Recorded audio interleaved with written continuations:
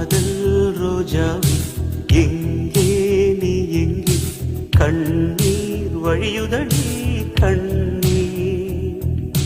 காதல் ரோஜாவே எங்கே நீ எங்கே கண்ணீர் வழியுதடி கண்ணீர். கண்ணுக்குள் நீதான் கண்ணீரில் நீதான் கண்ணூரி பார்த்தான் நெஞ்சுக்குள் நீதான்.